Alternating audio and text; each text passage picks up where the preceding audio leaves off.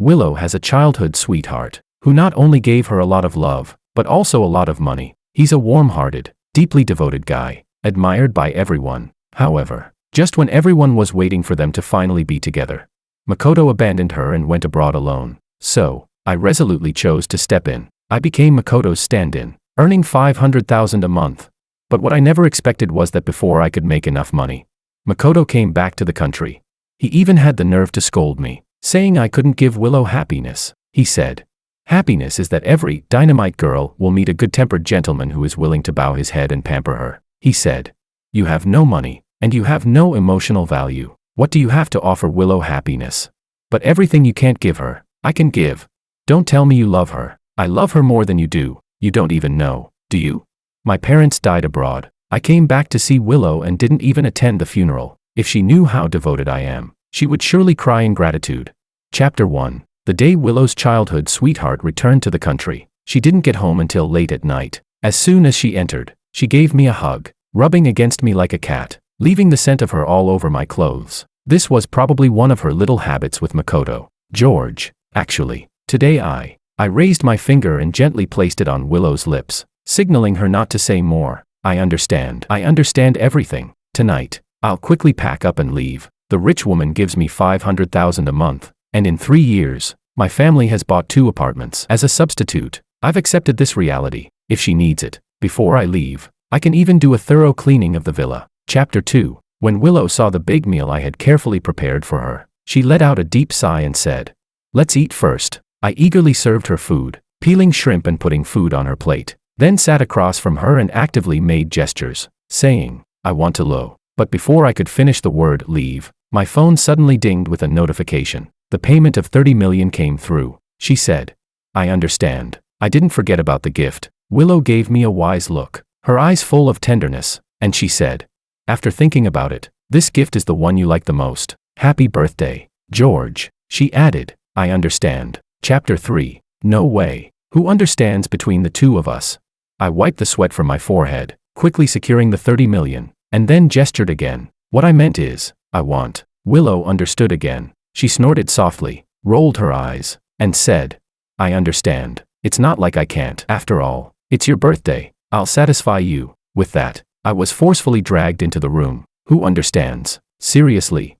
Chapter 4. I heard there's a sign language debate class in the city center, and I'm planning to go practice. After all, slow hand speed can easily cause misunderstandings. My lower back hurts a lot. Chapter 5. Everyone knows Willow has an extraordinary childhood sweetheart. Everyone is waiting for them to end up together, but the childhood sweetheart left Willow behind and went abroad. So, I signed an agreement to marry Willow. $500,000 a month to be her childhood sweetheart substitute, silent version, making money quietly. Thinking of this, I gently adjusted the expensive watch on my left wrist. If I sell this watch Willow gave me, I can make a huge profit. Happily, I took a photo and posted it on a second-hand website, when suddenly, a ringtone rang from underneath the pillow.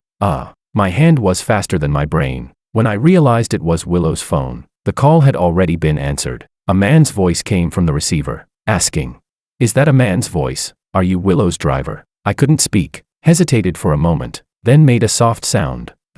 He said, "Tell Willow that little rascal is coming back to marry her." Without a second of hesitation, I immediately hung up the phone, and then, I sent the person the location of a psychiatric hospital. Is this how telecom fraud works now? Chapter 6. No, I was careless. Little rascal must be Willow's childhood sweetheart. Right. They sure know how to play around.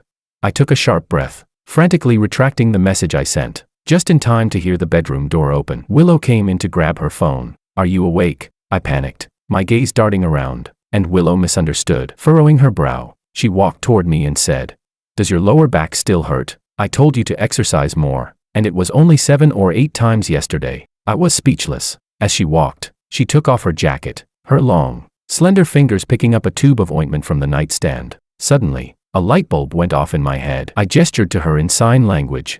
"I need to go to the hospital," she said. "Okay, I'll call the doctor to come to the house." I quickly grabbed my phone and showed it to her. I gestured. "Go to this hospital. Can you go there first to wait for me? I'll be there shortly." A hint of confusion flashed across her delicate face. Her long eyelashes fluttered a few times, and she looked at me again with deep, puzzled eyes. A psychiatric hospital is still a type of hospital. Why can't it treat external injuries?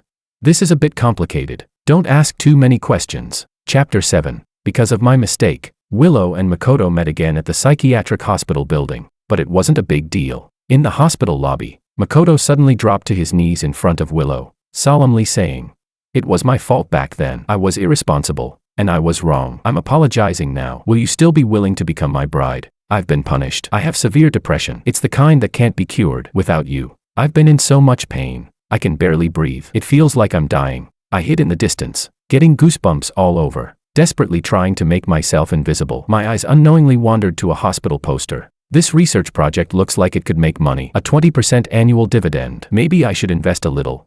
About 2 hours later, I found 18 missed calls from Willow on my phone. I rushed back to the hospital lobby. Makoto was still kneeling on the floor, sobbing uncontrollably. Willow was leaning against the wall, her lips tightly pressed together, her usually cold gaze now carrying a hint of frost. I slowly approached, and suddenly heard her say to Makoto, "Makoto, can you have some dignity? Do you think I'm an idiot?" Makoto, devastated, trembled and pointed at me.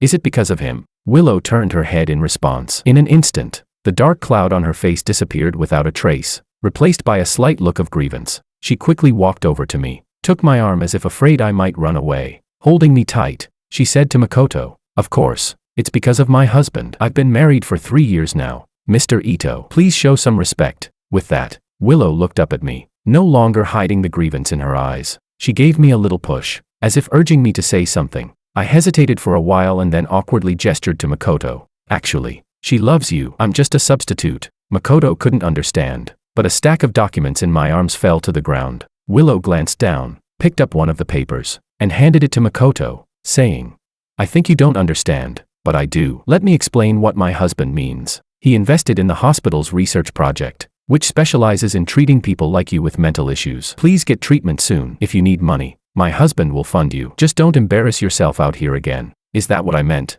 Willow, how did you understand again?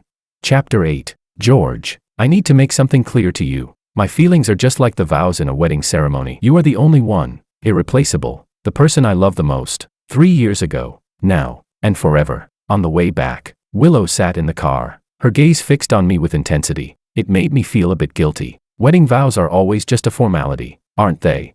I even promised to be loyal to my wife, but the truth is, I've been secretly saving up a little stash of money. Yesterday, when I got the 30 million, I was already secretly planning to divorce her and retire back to the countryside. After all, I've known Willow for only 3 years and 1 month. If it wasn't for the fact that I remind her of Makoto, I don't believe she would have fallen for a stranger like me. As if hearing my thoughts, Willow's eyes reddened, and her voice became rough as she spoke. "I can prove it to you." I didn't know how to respond. In the end, I reached out and gently patted her head. "You can't have your cake and eat it too." And I realized this when she asked me to sign a prenuptial agreement. Chapter 9. On the 3rd day after Makoto returned to the country, he took the initiative to ask me to meet. For the first time, I felt anxious about being unable to speak. I could only listen to his one-sided rant, unable to interject at all. The next second, he suddenly took out the order for the watch I bought and gave a mocking smirk, saying, "George, what you have is nothing but something I once didn't want, but I can take back whenever I want." He laughed.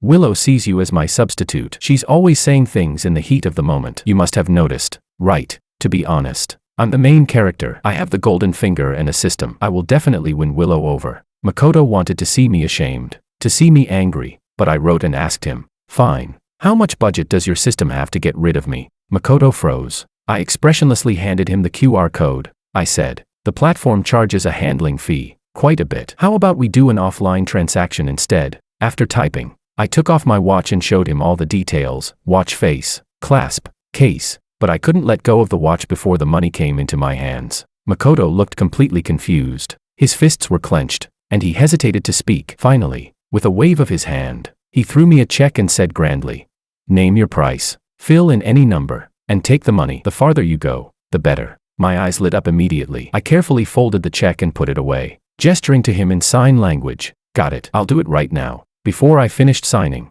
I felt the chair beside me sink, and Willow appeared at the table. She looked visibly upset from head to toe, raised her hand, and grabbed my arm, coldly saying, "You really don't know when to leave. My husband can't talk. Stop bothering him." With that, Willow winked at me and gave me a look that said, "I know exactly what's going on." My heart skipped a beat. She continued, Do you know what my husband means? He means get lost. Do you understand? You're asking for trouble. Did Willow understand? She didn't understand a thing. She's going to twist it all the way to the Antarctic. The limit on this check is 10 million. Dude, can we communicate by text instead of using sign language? Chapter 10. After we got home, Willow grabbed my right hand and interrogated me. George, where's your watch? I was momentarily speechless. Just a second ago, Makoto had confirmed the receipt of the watch. I had directly shoved it into his pocket. Business people have to be honest, right? The woman huffed in dissatisfaction, and I immediately lowered my head, bracing for the scolding. However, the next second, my right hand suddenly felt heavy as Willow pulled another watch from her bag and placed it in my hand. I gasped. She said, the previous watch was only worth a bit over $1 million. It was a bit cheap. This one is worth over 40 million. If you lose it, no one would dare to pick it up. If you try to sell it, no one would dare to buy it. Here, husband, wear it and play with it. I was completely stunned. Willow gave me a sly and proud smile, rubbed against me, and then stood up to head back to the bedroom. For the first time, I really liked being a mute. I was so shocked that I didn't dare to speak. The show-off came out of nowhere. Maybe I should stay a few more days.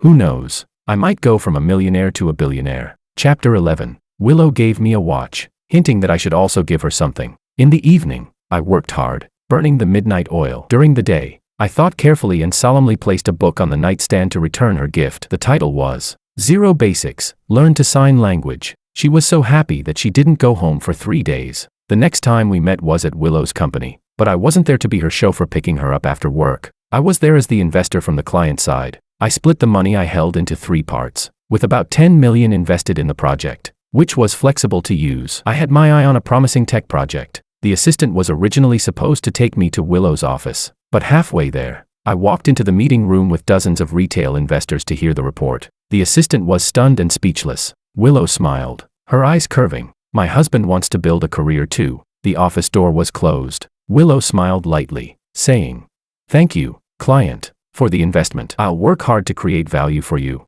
I felt a bit guilty and quickly told her, I didn't know Luz Holdings was behind the subsidiary. This project has great prospects, and I trust its expected returns. I'm truly investing in it. She responded, I understand what you mean. Willow lifted her gaze to look at me. The soft light reflected in her eyes, and all the little fragments of my shadow were there. She said, just trust me. I'll handle the rest. Actually, you're great at investing. The psychiatric research project you invested in last time will probably win the Nobel Prize in the next few years. I was taken aback and asked how she knew about things years in advance. Willow lowered her gaze, a flash of sadness in her eyes, which quickly disappeared as she changed the topic. She said, by the way, did your mom have her regular checkup this year? You invested in a hospital project, so why not have your mom do an examination? There should be discounts. Have her go early this year. My mom is crazy about discounts, so the checkup was quickly scheduled. On that day, Willow and Makoto suddenly trended on social media. The media captured them in a hotel, their passion burning like dry tinder, coming together 3 days ago and leaving together 3 days later. When they left,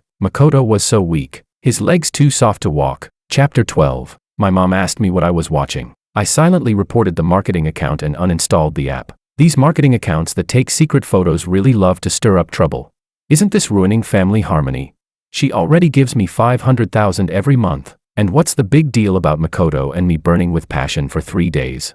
Should I make some goji berry soup for Makoto tonight to help him recover? My mom sat on a massage chair at the high-end checkup center, scolding me. Is this all my dear daughter is like? George, if you dare treat Willow badly in the future, I won't forgive you. I could only smile bitterly and shake my head. At first, my mom didn't agree with us getting married, but since she had a private talk with Willow, I don't know what they said, but after that, she treated Willow better than her own son. My thoughts wandered far away until the doctor called my mom's name to go for the checkup. Bang.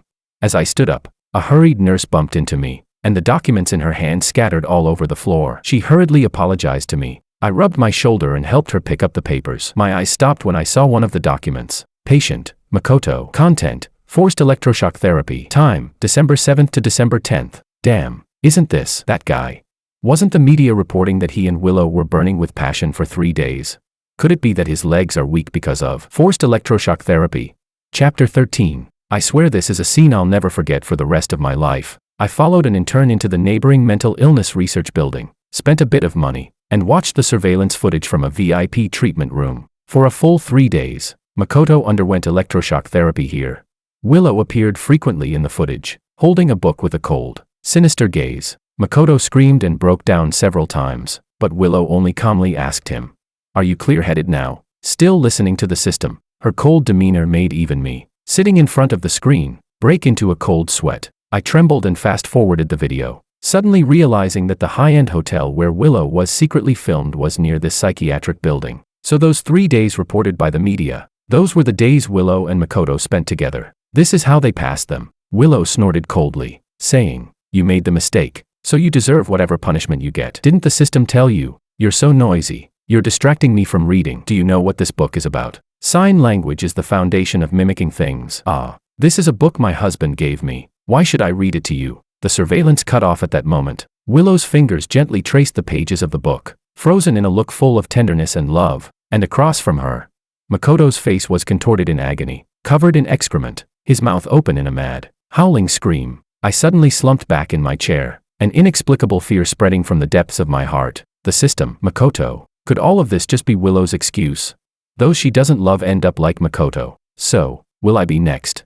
Chapter 14. My mind was in turmoil, probably from the exhaustion of the past few days. I slept all the way until evening after getting home, only to be woken by the sound of the door opening. Willow turned around to hang her bag, changed her shoes at the entryway, and sanitized her hands. She came into the bedroom to find me, and as usual, started with a hug, then nuzzled into my chest like a cat. After a while, she murmured, "Darling, I don't like the smell of disinfectant on you." My body stiffened. The fear that flashed in my eyes was quickly caught by Willow. She wrapped both arms around my neck, forcing me to meet her gaze. Willow is beautiful, with a graceful figure and fair skin. There's a faint tear mole beneath her left eye, and her entire face exudes a cold, distant aura. Only I know that when she's moved, that tear mole turns a deep red like blood, and her eyes fill with a love so intense it could suffocate, with a touch of sickly allure, obsessive and captivating. She's staring at me with that look right now. She said, "Darling, is it because of the trending news this morning? I've handled it all. Nothing happened between Makoto and me."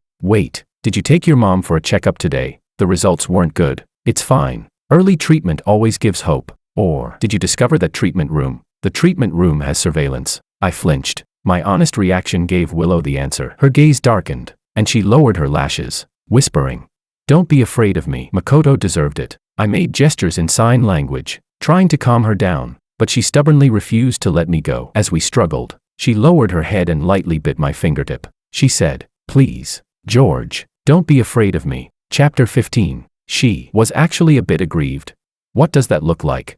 "It's like a dangerous leopard." She could easily use her sharp teeth to tear through her prey's throat, but instead, she chooses to play the role of a little kitten, rolling over to show me her belly, biting my finger playfully, trying to prove she's harmless and pure. I can't quite describe the exact feeling. I made an excuse about a stomach ache and hid in the bathroom, while she waited for me outside. She wanted me to carry her down the stairs, feed her, keep my hand hidden under the table while she secretly played with my fingers, sticking to me as though she couldn't bear to be apart for even a second. She said, "George, don't leave me. Please, don't leave me again." Honestly, if she were more normal, I would want to stay, but it's this sickly, obsessive behavior that truly scares me, making me want to run away in the middle of the night. But I still typed to ask her, "Honestly, Makoto didn't even do anything. Isn't this going too far? And now it's him, but will I be next?" Willow, however, tightly clutched the corner of my shirt, biting her lip and said, "He owes a debt that not even several lifetimes could repay. Darling, I hope you never find out how much he and his system truly deserve to die." Chapter 16. I've never been curious about what kind of system this is. How could something like this exist in the real world? But they kept bringing it up, saying it so seriously every time, that I couldn't help but stay up at night, tossing and turning, unable to sleep for several nights. It's really hard to believe. Until one night, when I went out to throw the trash. I hadn't been sleeping well recently, so I was a bit dazed. As soon as I stepped outside, I accidentally knocked a woman to the ground. Wait, why was she standing in front of my door? I instinctively tried to apologize, but before I could type anything, the woman immediately started cursing at me. "I've been waiting here for days just to catch you. So you're the perverted scumbag who secretly filmed girls' skirts, huh?" I was completely confused. What was she talking about? She cursed again. "Stop acting. It's all been recorded, and you still want to deny it." She raised her phone, showing a video clip from December 7th trending online, where someone had exposed a man secretly filming on the subway. The man had even made lewd comments to the camera. Although the man's face looked like mine, Something about the scene felt off, like it wasn't real. About 5 seconds later, the trending video vanished without a trace. She cursed again. What's taking that disgusting man so long to die? More people need to see your true face. But someone leaked the news. So we've been staking out here, and we've still got the evidence. Chapter 17. The news was leaked early. Stakeout. What's going on? I quickly typed to explain to her. I'm mute. However, before I could react, the woman slapped me across the face, cursing.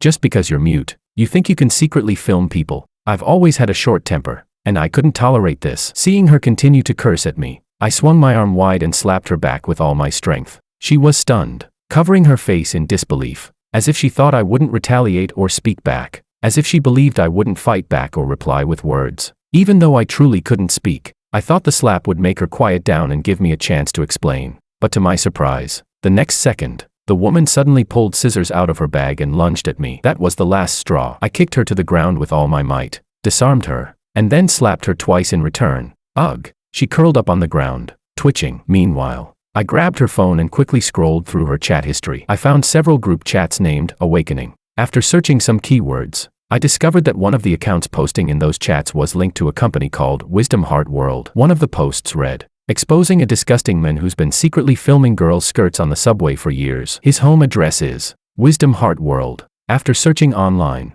I found out that Makoto is an investor in Wisdom Heart World. So, this was Willow's reason for seeking revenge on him. Chapter 18. About half an hour later, Willow appeared at the police station, looking flustered. When she heard that the woman had brought a weapon, her eyes instantly turned red. Darling, if anyone ever tries to hurt you again, you need to tell me. Don't try to handle it on your own. Promise me you'll let me know. Okay, I'll deal with that woman, and Wisdom Heart World, and Makoto. None of them will get away with it. As we sat in the car, Willow still held my hand tightly, her eyes full of suffocating tension, as if she were looking at someone else through my face. Another George. I didn't know how to ease her tension, so I could only reach out and touch her face. I gestured. I'm fine. I'm sorry about a few days ago. After seeing the electroshock video, I thought you might one day treat me like that. Turns out Makoto really deserved it. Willow pressed her face against my palm, rubbing it gently, and said, word by word, I'll never do that to you. You're not like him. You're not like anyone else. Understand? George. Chapter 19. I could clearly feel my heart racing, as if it was about to leap out of my chest. In a panic, I quickly averted my gaze and started signing to Willow, trying to change the subject. Makoto has a system. Do you have some superpower too? Is it telepathy? Or can you travel through time? Did you reincarnate? She didn't respond, instead telling the driver to head home. Willow fastened her seatbelt, then looked up with a calm expression. Sign language is so complicated. Darling, slow down. I don't understand. Oh, I got it. Are you asking me how I'm going to handle this? I'll sue him to the end. Hey, you're clearly pretending to be clueless. Don't misinterpret what I'm trying to say. I kept signing to her, trying to reason with her, gesturing non-stop along the way, but she was focused on touching up her makeup. She said, Darling, wait a minute, I'm finishing my makeup. In a moment of impulsiveness, while she was applying lipstick, I leaned in and kissed her passionately. I signed. Thanks for helping me with this. Don't care if you understand or not. The air grew still. Willow froze in place, and after a long pause, she softly whispered, her cheeks flushed. Kiss me again, and I think I'll understand. Chapter 20. In the second month after Makoto returned to the country, I, the mute substitute, successfully won the bid for a piece of land in the city center, and my investment income started to multiply. Makoto, on the other hand, was tortured to the point of mental instability. He even had several teeth knocked out, and he spoke with a noticeable whistle. He was facing a lawsuit for making fake videos of me and spreading rumors, and he was about to go to jail. Everything seemed different from what I had imagined. Someone said, you know, the more a woman loves someone, the more she's likely to get angry at him. Haven't you heard? Happiness is that every dynamite girl will meet a good-tempered gentleman who is willing to bow his head and pamper her. What I mean is, Willow only gets angry at me. We've been childhood sweethearts for 18 years. The more she tortures me, the more it shows how much she loves me. She's just angry that I left her, throwing a tantrum. I was speechless. At the restaurant I invested in, a customer had repeatedly complained about 10 dishes and demanded the boss apologize. When I rushed over, I saw that the person causing trouble was Makoto. I thought about refunding him to get rid of him, but he mocked me.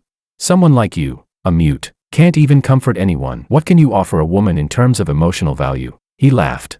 You've got no money, no emotional value. What are you going to give Willow to make her happy? What you can't give her, I can give. Don't tell me you love her. I love her more than you do. You probably don't know this, right? My parents died abroad. I came back to see Willow and skipped their funeral. If she knew how devoted I am, she'd definitely cry from the emotion. He pulled out a check and arrogantly said, I'll say this, if you're smart, you'll take the money and get lost. Don't waste Willow's time. I was speechless. When Makoto spoke again, I slapped a plate right onto his face. I typed, maybe your system can do anything, but it looks like you're just chasing after a woman's skirt like a simp. So stop talking to me about Willow's love. As for you, if you can't conquer Willow, hurry up and switch to someone else. How repressed have you become? I can see you're not mentally stable. The sauce mixed with the vegetable leaves dripped down from Makoto's face. His fists clenched tightly and he trembled violently. His face turned a deep, angry purple. Suddenly, he slammed his chest and fell off his chair, gasping for air. His face twisted as if he was suffocating.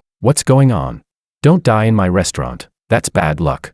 I immediately ordered the staff to call an ambulance. As we hurriedly lifted him into the ambulance, his phone, still recording the video, slipped out of his pocket. All the conversation was clearly recorded, and on the other end of the screen was Willow. Makoto suddenly grabbed his phone and screamed into it.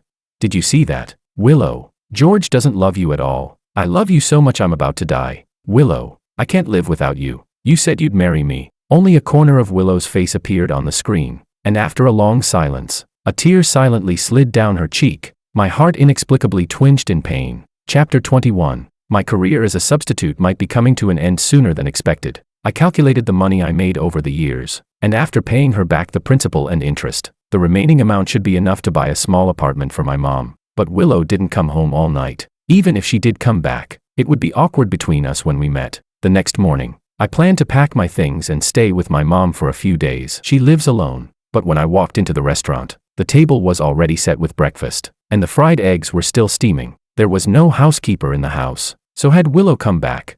Did she cook and leave again? What is this all about? There was also a school anniversary invitation on the table. Just as I was about to pick it up and take a closer look, I suddenly heard footsteps behind me. It turned out Willow was home.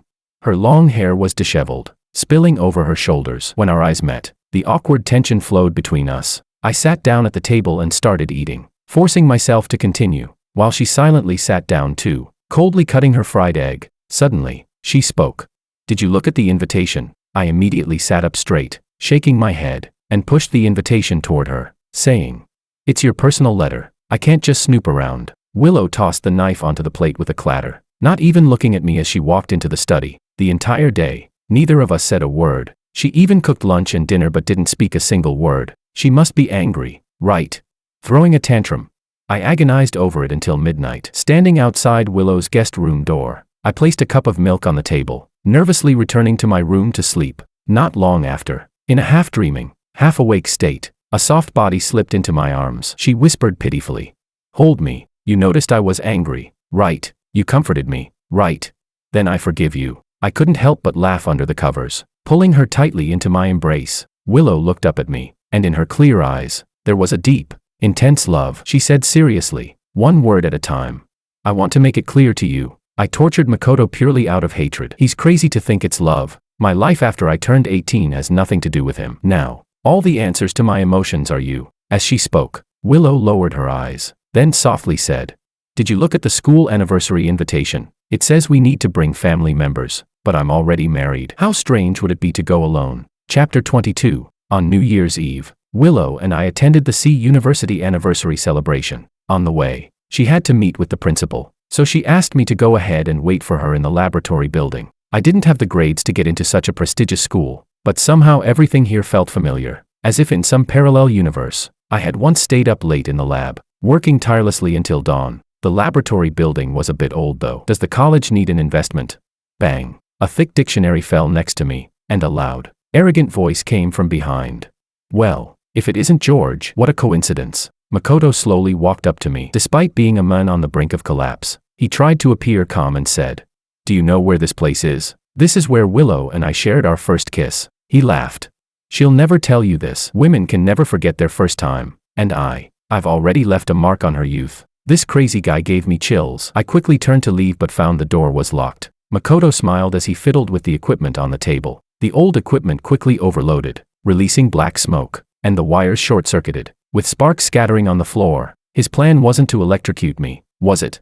My body reacted faster than my brain. Without hesitation, I grabbed the dictionary and threw it at Makoto. He was completely unprepared and screamed as he fell to the ground, holding the conductive pen. His body sprawled in the air. At that moment, the door opened. Makoto's face suddenly changed. The conductive pen he had aimed at me quickly turned around, and he shoved it into his own stomach. He immediately collapsed to his knees in front of me, wailing, "George, please spare me. I know I was wrong. I shouldn't have fought with you over Willow. I swear, we were just friends. I don't listen to the system anymore. Is it only when I die that you'll let me go?" Chapter 23. This crazy guy isn't done yet, is he? Am I an idiot? The room has surveillance.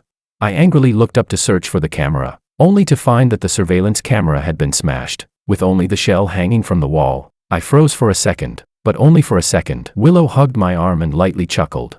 "Looking for the camera. It's already been taken down. Part of the system's task. Well, it's better this way, right?" Makoto was shaking like a leaf, trembling. He looked at Willow and said, "It's my fault. I shouldn't have so many memories with you. I won't bother you again. I didn't expect George would want me dead. Please, George, spare me." Willow's gaze turned cold, and she quickly interrupted him. She said, "My husband might spare you, but I never said I would." She nudged the conductive pen with the tip of her shoe. Her eyes were dark and unfathomable as she spoke.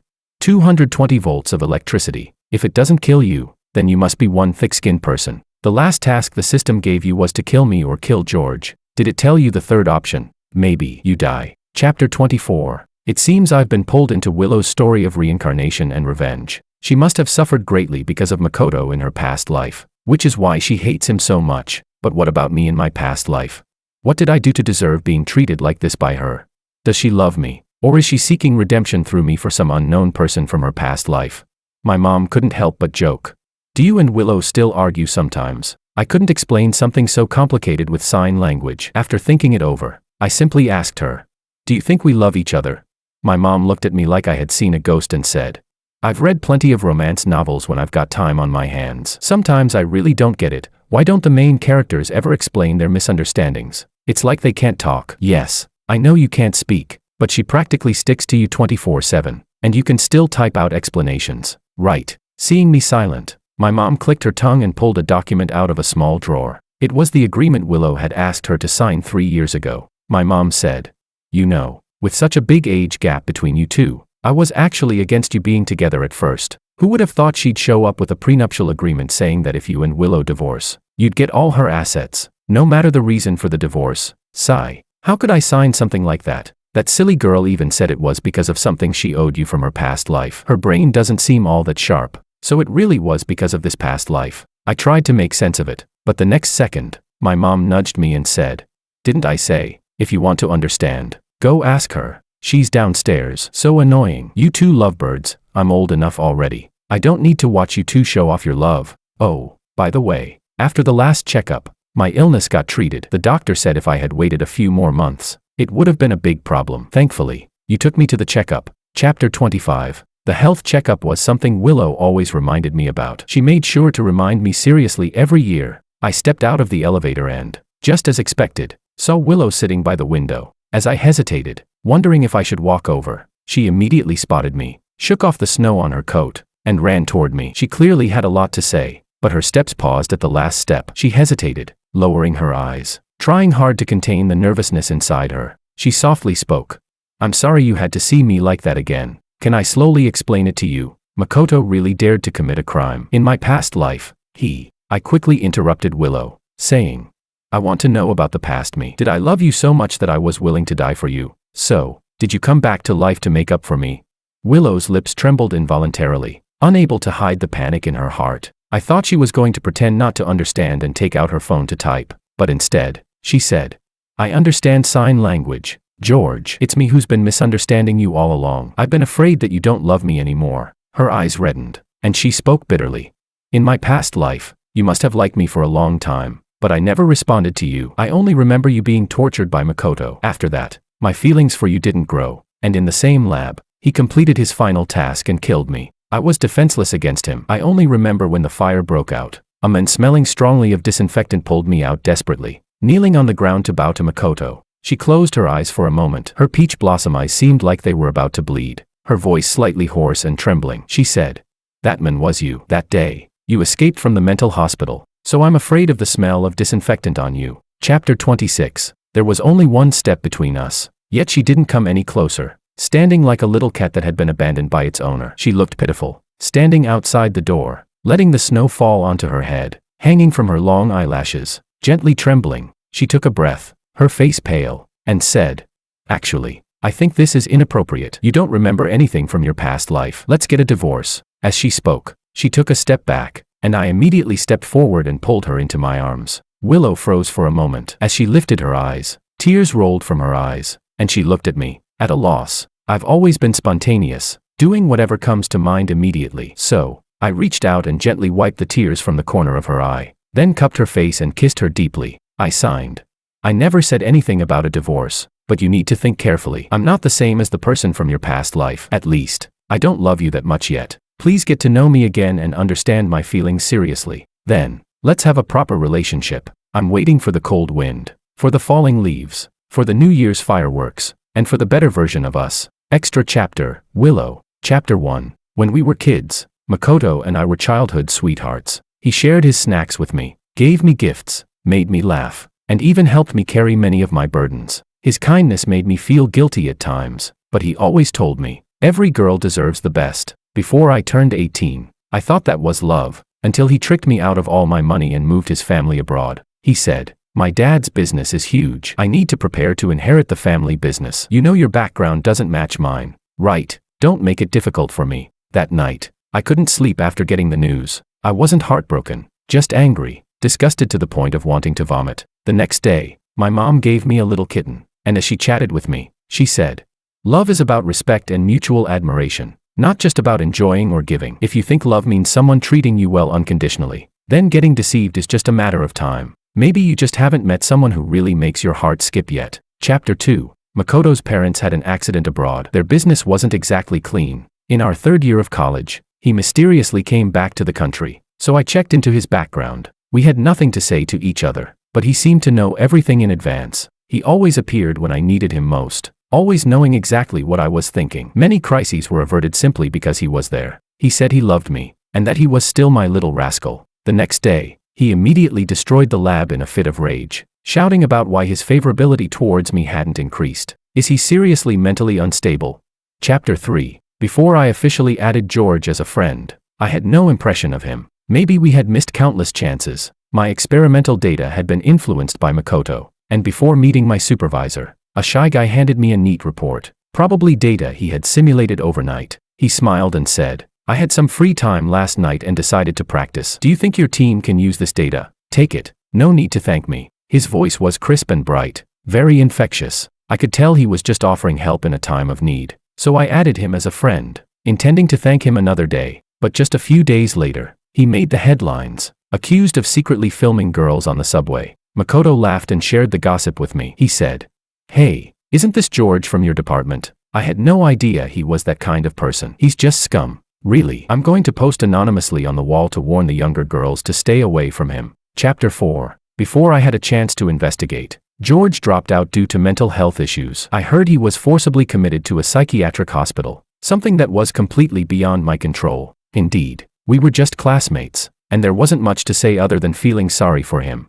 I donated 500,000 yuan to the funds for his medical treatment and passed it on to his mother. A few months later, I heard that his mother had been in a car accident and was diagnosed with a terminal illness. The fate of this mother and son was truly tragic. In comparison, Makoto's mood improved a lot. Unfortunately, my favorability towards him still hadn't increased. Chapter 5. It wasn't until the moment the fire broke out that I realized Makoto had bound himself to a system, intending to target me. He had dealt with the rival, George, and completed all the tasks, but my favorability towards him didn't even increase by 0.1. He had to eliminate me and move on to a new target. What I didn't expect was that the only person who came to save me was George. He broke the glass and jumped in, his voice completely rendered mute by the poison. He slowly dragged me outside. It was heavy, wasn't it?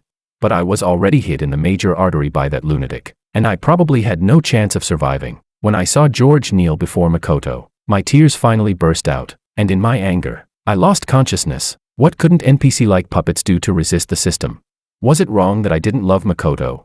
If I could be reborn, I wouldn't lose to him. If I could be reborn, I would want to get to know George again and help him live a good life. Chapter 6. I was reborn in the year I graduated from university, and Makoto was still abroad, out of touch. George didn't attend university either, and we had no contact. Luckily, this time, he didn't love me. His only focus was making money. He couldn't speak, so I became the only person in the world who had ever heard his voice. Only I have heard it. He belongs to me now. Extra chapter, George. On our 4th wedding anniversary, I had prepared a little surprise for Willow. Flowers, a party, and her favorite Pacific island. Over the years, I had made a good profit from several of my investments, so buying a small island was a breeze. However, amidst the applause of everyone, she rushed into the house to change clothes and put on jewelry. As she passed me, she quickly grabbed a bite of cake and said, thank you, I love you too, darling, but I really have to get to that contract. I'm running out of time. Please hurry and take me to the airport. Oh, and here, this is for you. She casually handed me a piece of paper, then continued to collect her gifts while asking me to help her zip up her dress. The surprise I had planned for half a month was over in half a minute, but the smile on my face was harder to suppress than the shake of a machine gun. What should I do now? My mom hurried out the door to give us an umbrella and quietly nudged me. I immediately frowned and signed. Mom, Willow is really busy. You can't keep criticizing her. But my mom sighed and said, I'm telling you to stop smiling so foolishly. Take a good look at this. I looked down at the paper she handed me, and after a quick glance, I froze in place. What? A pregnancy checkup report? Wait, did she just casually give this to me?